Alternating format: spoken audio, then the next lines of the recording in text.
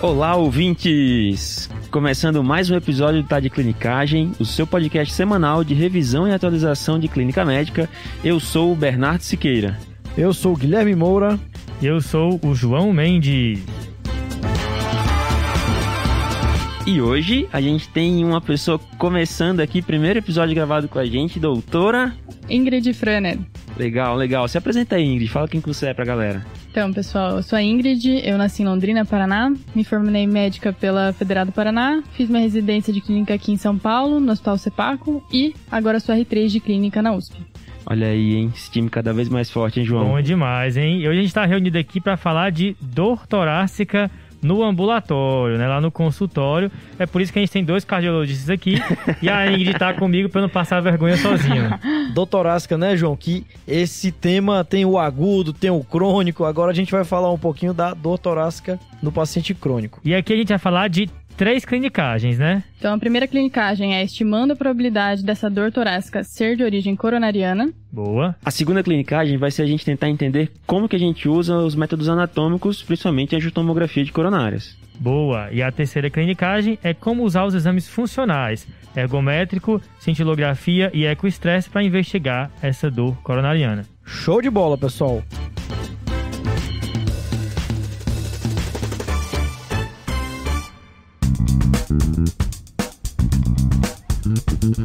Mas antes de entrar no tema do episódio, a gente tem aqui um recado muito importante.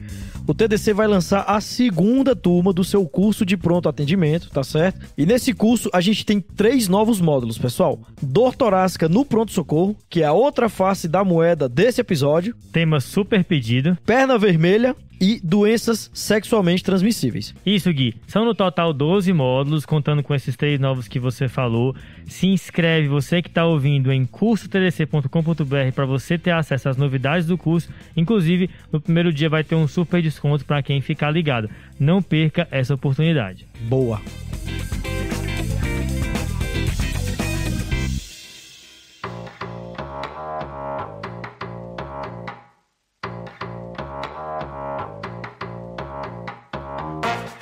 Beleza, então acho que entrando no tema do episódio, né?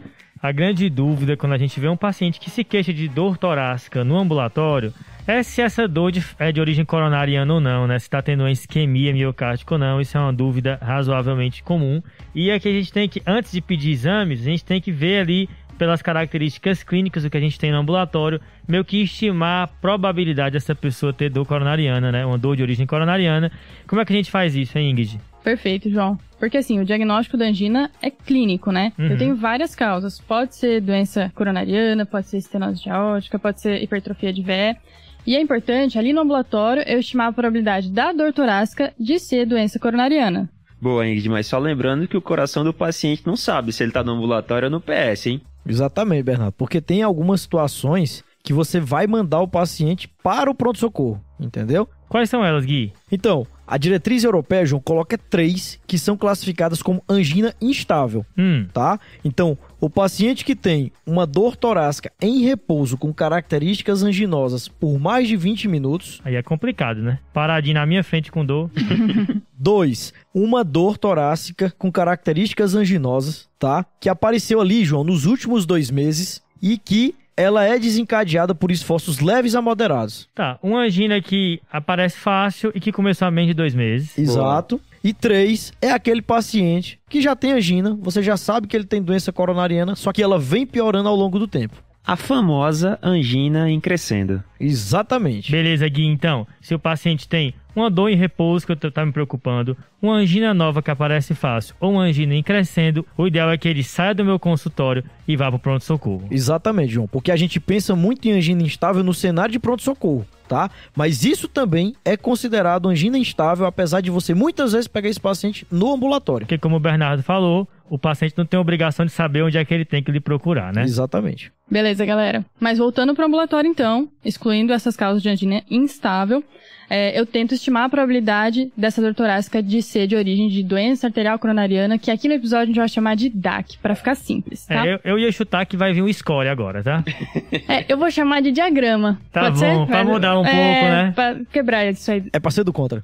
Perfeito. Então, assim, E essa questão de estimar a probabilidade começou lá na década de 70 e foi se aperfeiçoando. Os scores ou diagramas antigos superestimavam DAC quando comparados com o CAT, mas eles foram se aperfeiçoando. Vou citar os novos, que são os mais utilizados agora. Que é inclusive uma coisa que a diretriz nova da American Heart fala, né, sobre dor torácica, que é melhor usar os scores novos, né? Quais são eles? Perfeito. Juarez-Orozco. Opa, meteu aí o Juarez, né? E o CAD Consortium, que tem disponível online, é só você colocar. Ele utiliza vários dados do paciente, não só de idade, dor, mas também de outras doenças. E isso tudo ajuda a deixar a probabilidade mais fidedigna. Quem já viu uma dessas tabelas, né, em geral eles misturam idade, sexo e características da dor, alguns vêm com outros parâmetros, e vai dar uma série de números lá que você vai ver a probabilidade pré-teste do paciente. Perfeito. Boa, João. E tem uma coisa que chama muita atenção, principalmente quando você olha pro horóscopo. A coisa mais importante para você achar que seu paciente tem DAC é a idade. Nada supera isso. É a importância da epidemiologia, né? A gente às vezes se importa muito com o sintoma, mas a epidemiologia fala muito forte. Perfeito. Cara, e o interessante é que essas tabelas, em comparação, né, essas tabelas mais antigas com as mais novas, esses fluxogramas, às vezes você pega um paciente, ele sai de uma probabilidade de 80 para 30, é muito diferente, né? Então, só para enfatizar que a gente deve usar as mais novas. Perfeito. Beleza, Ingrid. Agora, o que é que eu faço com esses números das tabelas? Beleza. O que eu tenho que fazer? As diretrizes divergem um pouquinho nos valores, mas acima de 15% fica num risco intermediário e alto para eu pensar em DAC. Tá bom. É aqui que mora o nosso problema. Inclusive, vai estar na descrição do episódio o link dessas ferramentas para estimar a probabilidade pré-teste. Boa. Beleza, porque se for menor que 15%, a chance é mais baixa, eu fico algo mais tranquilo, né?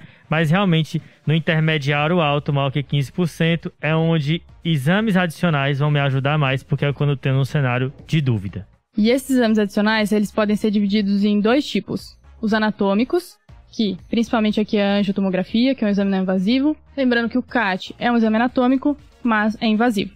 E o outro tipo são os funcionais, que geralmente são os de estresse. Beleza, então a gente já entra agora na segunda clinicagem do episódio, né? Que é como utilizar a angiotomografia para avaliar de maneira não invasiva esse paciente com dor torácica no ambulatório. A famosa angiotomografia, né, João? Pois é, Gui, mas acho que uma primeira coisa aqui, que é dúvida muito comum, né? É confundir a questão do score de cálcio com a angiotensina de coronárias, né? Como é que é isso, Ingrid? Perfeito. O score de cálcio, ele é uma tomografia, mas não vai contraste.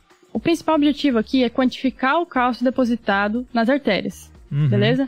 Que a principal utilidade aqui é estimar o risco cardiovascular no paciente assintomático. Então a gente não vai falar muito dele, só dar uma pincelada porque muita gente confunde. Show de bola. Então o nosso foco aqui realmente é a angiotensina de coronárias, que aqui tem contraste, mas tem algumas coisinhas a mais, né? Como é que é esse exame? Exato. A angiotomografia, ela é uma tomografia, então vai radiação, mas existem algumas coisas. Eu vou ter que sincronizar ela com um eletro, tá? E o paciente vai ter que estar com uma frequência mais baixa.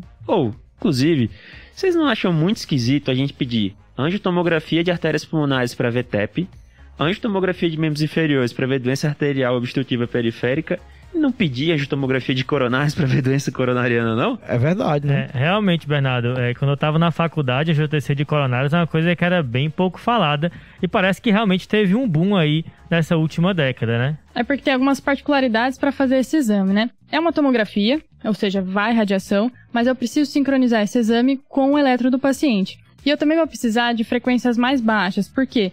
Vou precisar aumentar esse tempo de diástole para aumentar o tempo de coronária cheia. Posso usar também nitroglicerina para vasodilatar essas artérias e vai contraste, com certeza. A grande questão é que o coração se mexe, né? Dá pra mandar parar de respirar, mas não dá pra mandar parar de o coração bater, para o né, coração, Gui? não dá pra mandar. E como as coronárias são epicásticas, ou seja, elas estão na superfície do coração, se o coração estiver em movimento muito rápido, por isso que a gente não consegue fazer angiotomo de coronária com o paciente com frequências cardíacas mais altas. Por isso que a gente beta bloqueia, baixa a frequência, né? Pra pegar uma imagem melhor. Beleza, galera, entendi então como é que faz a angiotensina, mas esse exame é bom pra quê? João, esse exame é muito bom para excluir doença coronariana, tá? Tem um valor preditivo negativo muito grande, tá? Então, se você fez uma angiotomografia de coronária, não veio lesão, meu amigo, fique tranquilo, que doença coronariana obstrutiva não tem. E outra coisa legal da angiotomo é que eu vejo a lesão. Posso não ter doença obstrutiva, mas eu vejo a lesão e com isso eu já começo a tratar esse paciente. É também bom pro paciente, porque ele vê onde é que tá, ele vê qual que é o problema e ele adere melhor ao tratamento. Pois é, uma imagem vale mais que 1000 palavras, hein, João? Pensamos a mesma coisa. Beleza, pessoal, eu tô entendendo aí o lobby da AngioTC, que o exame é bom e tal.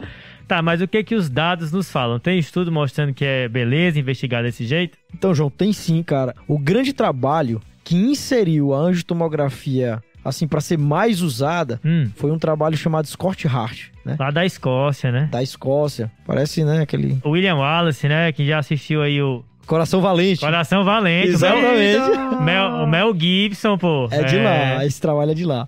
E aí, o que acontece, cara? Eles mostraram que o paciente que fazia acompanhamento convencional versus o paciente que fazia acompanhamento com angiotomografia, os pacientes que eram acompanhados com angiotomografia tiveram melhor prognóstico. E tem outros trabalhos também, viu, Gui? Tem o PROMISE, comparando a angiotomografia com exames funcionais. Tem agora, mais recentemente, o DISCHARGE, que comparou a angiotomografia com cateterismo, e todos eles fortalecendo o uso desse exame, hein? O Discharge que foi publicado hoje no New England, no dia da gravação, meu amigo. A gente tá sincronizado, né? Não, tem alguém do New England que tem acesso ao Google Drive do TDC, que sabe nosso planejamento. Porque... Rapaz, valoriza o TDC, viu? O New England tá investigando o TDC porque agora. Eu acordei hoje, abri o New England, quando eu vi na capa esse estudo, eu disse, meu Deus, vou ter que ler na loucura hoje pra gravar à noite.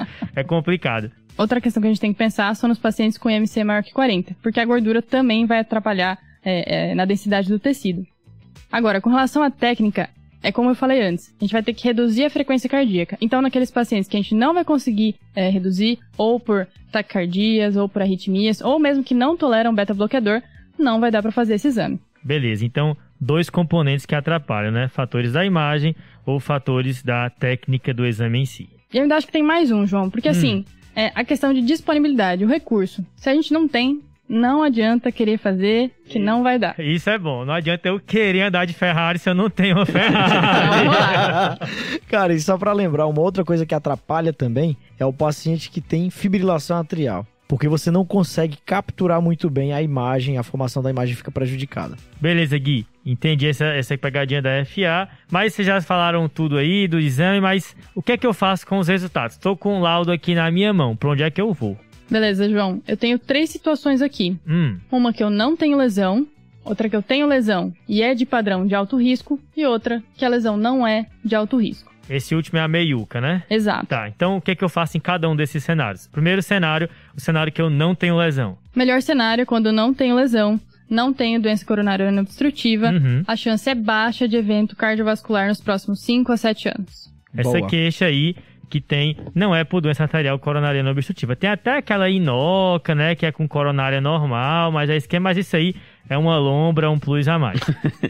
E aí, o próximo resultado é o pior cenário, né? Então, o outro lado do espectro são os padrões de lesão coronariana de alto risco. Quais são esses padrões, Gui? João, pela diretriz americana, eles pontuam 2 padrões. O primeiro é lesão de tronco de coronária esquerda maior ou igual a 50%. Ok. Tá? E o segundo padrão é quando você tem lesão nas 3 principais coronárias, ou seja, descendente anterior, circunflexa e coronária direita maior ou igual a 70%. Nas 3, tá? Tá, então ou é tronco maior que 50% ou é triarterial maior que 70%. Aí, o que eu faço com esse paciente? Habitualmente, esse paciente vai ter que ir para o cateterismo para avaliação de revascularização. Beleza. E aí, o que sobrou aqui foi a meiuca, né? Que nem é o que sem lesão, esse também não é um paciente com padrão de alto risco. É aquele que tem lesão, que tem uma doença coronariana obstrutiva, que não se encaixa nesses que você falou, Gui. Aí, o que a gente faz com esse paciente, hein, Bernardo? Pois é, João. Pela diretriz americana, a ideia é você tentar fazer uma avaliação funcional ou dessas lesões através de uma ferramenta na própria tomografia de coronárias ou através das provas funcionais que a gente vai falar daqui a pouco e vão trazer outras informações prognósticas. Beleza, então é interessante que você falou, né, que na própria angiotomografia de coronária, né, eu posso usar reserva de fluxo fracionado, que eu pensei que só tinha no cateterismo, mas também tem. Agora no Brasil é pouco comum, né? Pô, raríssimo, viu, João? Às vezes até angiotomografia fica difícil de conseguir, viu? Eu nunca vi. Então, em geral, o que vai ser feito é um teste de estresse depois de uma angio-TC com doença coronariana que não é de alto risco, só para confirmar que, de fato, aquela doença obstrutiva está causando isquemia. Perfeito, João. Brilhou. Boa.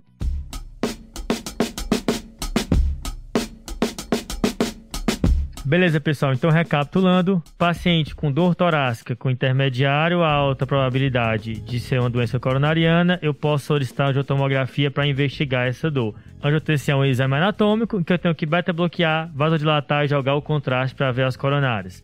Um exame bom que ajuda bastante a descartar doença coronariana. Algumas coisas atrapalham, especialmente quando tem metais no tórax ou quando essas medicações do exame não podem ser feitas. Se não tiver lesão, fica tranquilo, baixa chance de evento nos próximos anos. Se tiver lesão, eu tenho que ver se há alto risco, que é tronco, mais que 50%, ou triarterial. Esse vai para o CAT. Se tiver lesão, mas não for alto risco, eu solicito um exame funcional para bater o martelo que tem isquemia. Fechou? Perfeito, João. Boa, fechou. E aqui, pessoal, entrando na terceira clinicagem, que aqui são os exames funcionais para avaliação de isquemia, né, Bernardo? Isso aí, Gui. E aqui os exames mais comumente pedidos são teste ergométrico, ecocardiograma de estresse e a cintilografia com estresse. Beleza. Lendo para esse episódio, até vi que tinha mais coisas que eu nem sabia. A ressonância miocárdica também dá para fazer nesse cenário. O PET também, que é um tipo de cintilo, né? Dá para fazer. Mas o mais comum é ver um desses três que você falou, né, Bernardo? E aqui o princípio é parecido, né? Pois é, a ideia é basicamente estressar esse coração, seja com esforço físico, seja usando alguma substância, e avaliar como que esse coração se comporta, como que o paciente se comporta também e como o eletrocardiograma desse paciente se comporta. Boa. E antes de entrar nesses três exames, lendo para o episódio, eu descobri que existem razões coronarianas de investigação de dor torácica e razões não coronarianas para a gente pedir esses exames. Isso aí, João. Até na avaliação dos pacientes com arritmia, sei lá, pré-excitação, Wolff-Parkinson-White, presença de palpitações ou esforço físico, você pode pedir um teste ergométrico para avaliar isso também. E também em alguns outros casos de valvopatias, por exemplo, estenose aórtica, que pelo eco não deu muito bem para entender se é importante ou não. Fazer esse paciente exercer algum tipo de esforço e reavaliar essa válvula, também é importante usar o teste ergométrico para fazer isso aí. Beleza, importante saber que tem essas razões não coronarianas fora de investigação de dor torácica para pedir os exames funcionais, né? Mas entrando no foco do episódio, realmente o cenário que eles são mais pedidos é para investigar um paciente com dor torácica. E aqui a gente dá para separar dois componentes. Primeiro, como eu vou estressar esse coração? E segundo, como eu vou enxergar esse estresse? Boa, João, isso aí. Então, falando primeiro em como a gente consegue estressar esse coração, a gente consegue promover estresse de três formas. Uma delas, estresse físico, esforço físico. Segunda delas, usando a medicação para acelerar a frequência do coração, um inotrópico, mais classicamente dobutamina. E a terceira, que é super interessante, é usando um vasodilatador. Beleza, então vamos entrar no primeiro, que é o exercício físico, que é o mais clássico, né? O teste da esteira e tudo mais. Pois é, João, além de clássico, vai ser sempre a nossa primeira opção, se o paciente consegue fazer esforço físico, obviamente. E por quê? Porque o esforço físico, o estresse físico, dá pra gente avaliações como capacidade funcional, comportamento da pressão no esforço físico, comportamento da frequência cardíaca no esforço físico, surgimento de sintomas em baixa carga de esforço, tudo isso tem um impacto prognóstico na avaliação do doente. Boa, e uma coisa que eu descobri também lendo pro episódio é que você não faz exercício físico só quando você usa o ergométrico, né, o eletro. Você pode fazer o estresse com exercício físico também no eco e também com a cintilografia. Só não dá na ressonância, né, João? Imagina aí. É aí. Difícil, hein? O cabo aí pega e dá um mergulho na rosquinha. E dá uma tainha na rosca. Exatamente, aí não dá. Cara, não entendi nada do que vocês falam metade dessa noite. O que é tainha no meio da ressonância? Peixinho, o famoso peixinho. Exatamente. Mas assim, o que é conseguir se exercitar, né? Não é consensual. Alguns locais colocam 85% da frequência cardíaca máxima para a idade. Nem todo paciente consegue atingir esse nível de exercício, né? E lembrando, João, que a fórmula que é mais usada para esse 85% é 220 menos a idade, né? Isso é a frequência máxima e a submáxima seria 85% desse valor, desse né, valor, Gui? Exatamente. Beleza. Mas e aquele paciente assim que já tem aquela artrose no joelho, já tem aquela doença arterial periférica, que não vai conseguir fazer esse exercício? O que eu faço? Pois é, Ingrid, se não dá para fazer esforço físico, lembra que dá para estressar o paciente usando, por exemplo, inotrópicos. Você consegue dar dobutamina, subir a frequência cardíaca desse paciente e avaliar o eletro dele. E aqui não é dar dobutaminazinha não, rapaz. Uma vez eu fui ler, a primeira vez que eu li o laudo de um ecostresse, eu fiquei assustado com o tanto de dobutamina que o pessoal faz. Pois é, João, dá para chegar até 40 microgramas Meu quilômetro amigo. de dobuta. Só pro ouvinte, né, ficar mais ligado, na UTI, paciente em choque cardiogênico é recomendado até 20 microgramas, até 20. E quem pega o plantão já pega passando mal. Exatamente. Não é com dobuta, a gente chega até o dobro disso.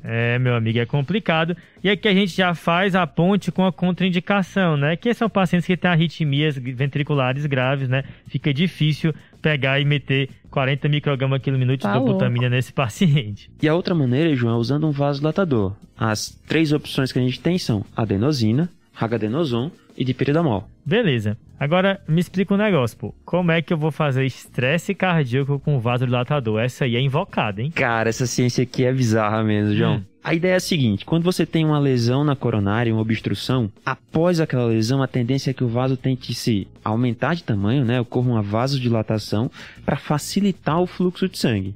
O que acontece? O vaso saudável não está passando por isso. E existe um limite até onde essa vasodilatação acontece. Então, quando você dá vasodilatador para o paciente para estressar ele, o que acontece? O vaso doente dilatou até onde podia. O vaso saudável dilatou e diminuiu a resistência para o sangue passar por ali. Então é meio como se os vasos saudáveis roubassem sangue dos vasos doentes, entendeu? É o Robin Hood ao contrário, né? O Robin Hood rouba dos ricos para dar para os pobres. Aqui é ao contrário, é dos pobres para os ricos. Rapaz, esse Robin Hood aí é complicado, viu? Mas assim, juntando já aqui as contraindicações, né, com as medicações que o Bernardo falou, pacientes muito bradicárdicos, que não tem um marca-passo ali para proteger, fica complicado, né, você bradicardizar ali mais com essas medicações tipo adenosina, e também paciente asmático grave é uma contraindicação. E lembrando também que nas 24 horas antes do exame é bom evitar xantinas, e aqui pode ser, por exemplo, aminofilina ou alimentos com cafeína, porque podem atrapalhar o exame. Então, acho que eu entendi, pessoal. Eu vou estressar ou com exercício, ou com inotrópico, ou com vasodilatador. Isso. Mas como que eu enxergo esse estresse? Pois é, Ingrid, eu posso ver a resposta desse coração a esses estresses de 3 maneiras principais: eletrocardiograma, cintilografia e ecocardiografia. Beleza, mas entrando no primeiro método aí, que é o eletro, né? Primeira coisa é saber se esse eletro é interpretável, né? Se não tem nada ali no eletro que atrapalhe a visualização dos resultados. Pois é, João, tem algumas coisas no eletro de base do paciente que vão atrapalhar demais a interpretação do resultado do exame. Bloqueio de ramo esquerdo, paciente que depende do ritmo de marca-passo, que acaba fazendo também o padrão de bloqueio de ramo esquerdo no eletro. Se ele já tem alteração do segmento ST, alterações de repolarização por pré-excitação, usuário de digoxina, ou se ele tem sobrecarga ventricular esquerda, por exemplo. Beleza, então se tiver isso, pedir só o ergométrico não é uma boa, porque é difícil de interpretar, né? E o que é que altera no eletro aí, que eu digo, parece que realmente tem isquemia aqui? Pois é, João, o clássico desnivelamento do segmento ST superior a 1 milímetro no esforço, tá? E óbvio, o paciente também pode suprar durante o exame, e aí, meu amigo... Mau sinal. Pois é, pernas pra quem te quer, o PS, CAT no homem. Beleza, beleza. Entrando então no segundo método para enxergar o estresse, né? Tem a cintilografia, que é um exame bonitinho, rapaz. Parece uma rosquinha colorida assim, né? Quando você vê, acho bonito. É rosa com roxo, né? É bonitinho, eu achei a paleta de cores interessante. Pois é, João. A ideia da cintilografia é você avaliar a concentração do radiofármaco no músculo cardíaco, no repouso e depois no estresse. Tá. É comparar as regiões do coração entre elas e comparar essas mesmas regiões no repouso e no estresse. E ver se tem uma diferença de captação, né? Isso aí, João. Agora tem um fenômeno que eu achei interessante, que assim, a gente vai comparar áreas que estão captando de maneira diferente esse radiofármaco, né? Mas quando tá todo mundo captando pouco, como é que eu vou ver isso daí? Pois é, João, essa aí é a famosa isquemia balanceada, né? Quando não chega sangue em parte nenhuma do coração de maneira adequada, todo mundo vai muito mal, mas todo mundo vai muito parecido.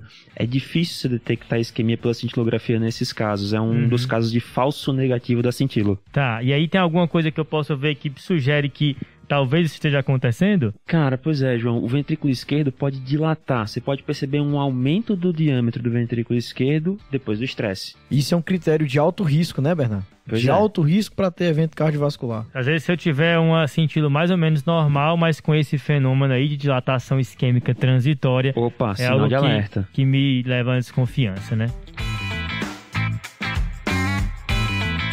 Indo agora pro terceiro método de enxergar esse estresse, né? A gente tem o ecocardiograma e aqui temos o ecocardiografista na mesa, né? Pois é, João, passei a bola, hein? Aspirante a ecocardiografista, né? Entrei agora, tô lá na luta da janela, mas tá ruim, meu amigo, tá muito bom não. Essa questão da janela é até um ponto interessante, né, Gui? Tem paciente que não tem uma janela adequada do ecocardiograma e isso realmente dificulta o exame. Mas aqui o princípio, né, Bernardo, é basicamente estressar o coração e ver se uma área que antes batia bem, agora não tá batendo tão bem, né? Eu tenho uma acinesia nova depois que eu estressei o coração. Isso aí, João. Alteração segmentar da contratilidade do ventrículo esquerdo, né? Isso até te ajuda mais ou menos a ter uma ideia de qual que é o vaso ocupado, sabendo que cada vaso nutre uma parte diferente do coração. E se tinha uma área que já estava acinética antes de eu fazer o estresse, cicatriz? Pode ser.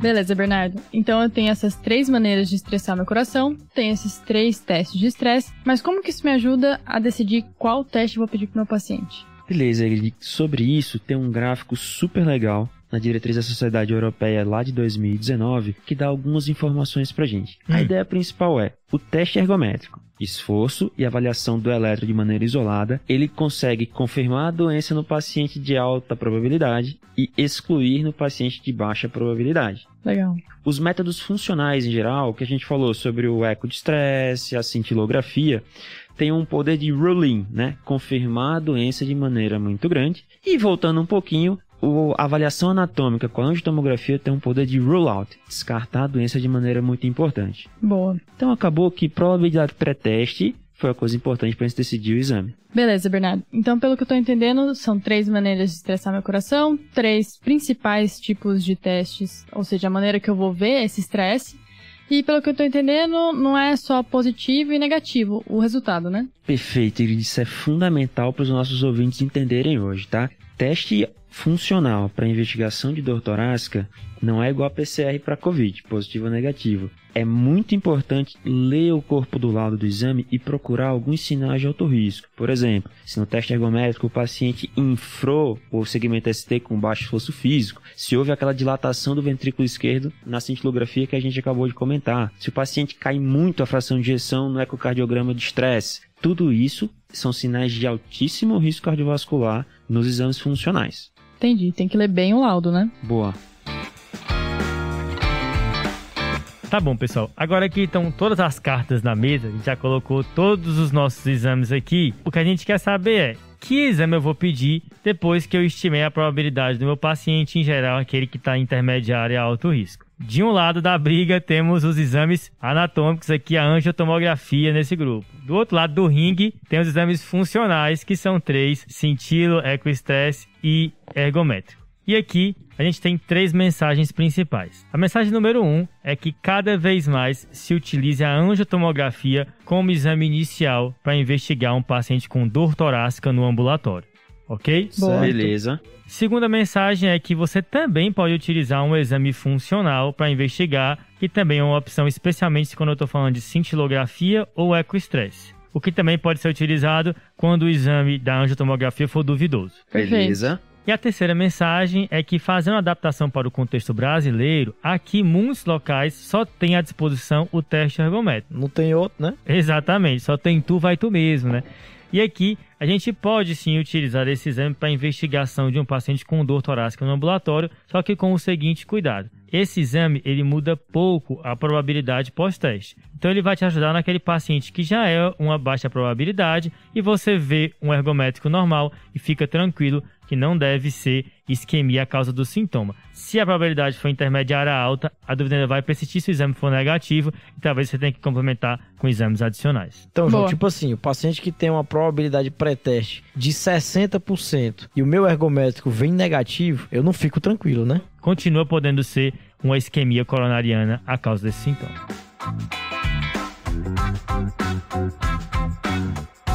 Beleza, pessoal. Vencemos, então, Meu Deus. a investigação de Dor Torácica no ambulatório. Vou te falar que eu tava com medo desse episódio, viu? Só sabe quem viveu. No final da quase 6 horas de episódio aqui gravando. Um monte de exames, são exatamente, Às 2 da manhã. São exatamente 15 para as 2 da manhã de uma quinta-feira galera. fria.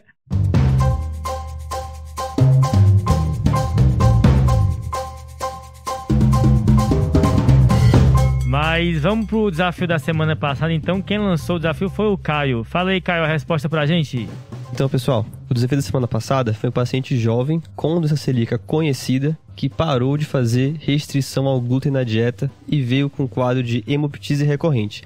Então, nesses casos de doença celíaca conhecida e hemorragia alveolar, uma hemoptise, a gente tem que lembrar da síndrome de Lane-Hamilton, que é a associação doença celíaca com uma hemosiderose pulmonar idiopática. Beleza? Valeu, pessoal. Abração.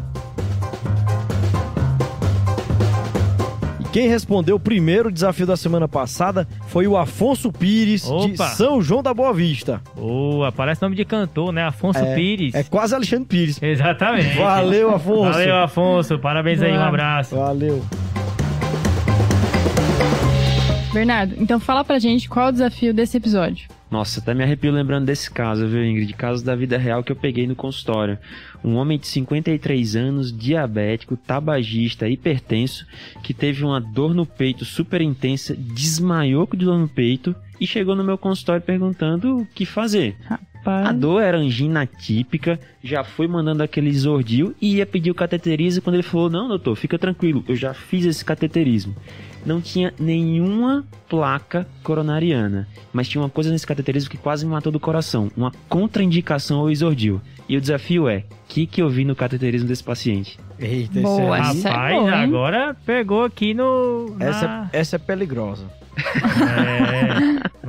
Mandou forte aí, próxima semana saberemos.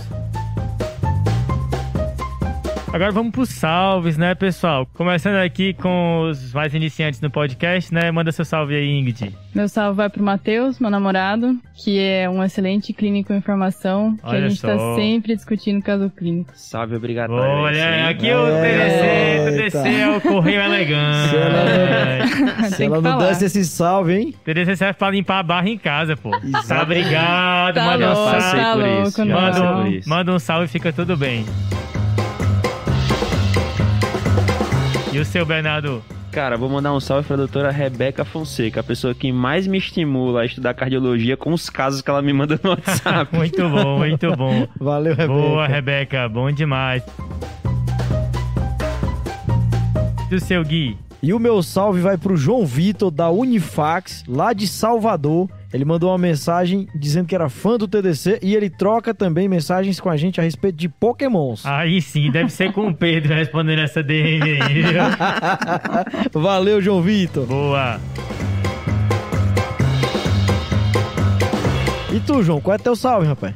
Rapaz, o meu salve, Gui, é pra Julie Nakano, lá da UniG. Sabe onde é que é a UniG? Eita, é do Goiás? A UniG, rapaz, é a Universidade de Gênova. É, que rapaz. é isso? Respeite, É, a viu? Giulia nostro escutatore. Rapaz. Vocês não sabem quanto ele treinou isso. É, exato, o Google Tradutor me deu uma ajuda aqui, mas a Julie escuta a gente lá da Itália, tá? Ela disse que fica na ponte entre Gênova e Florença e pediu também para dar um salve aí pro Leandro Vieira, que escuta junto com ela.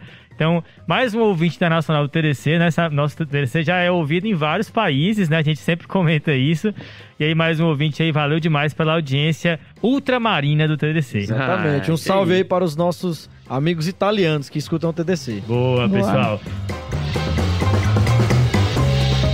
Então é isso, galera. Lembrar de seguir o TDC nas redes sociais, lá no Instagram, no Twitter. Assina a nossa newsletter e lembra do curso de pronto atendimento que vai ter aí, tá? A gente também tá com o canal do YouTube. Lembra de deixar a sua avaliação no seu tocador de podcasts preferido e compartilhar para todo mundo aprender junto. E lembrando que todo o nosso conteúdo tá no site, tá? De clinicagem.com.br. Você pode entrar lá e pesquisar o que você deseja. Uso todo dia, beleza, pessoal? Valeu, Show. valeu. Valeu, Valeu, falou, galera. show.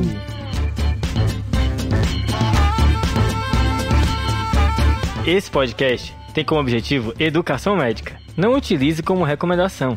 Para isso, procure o seu médico.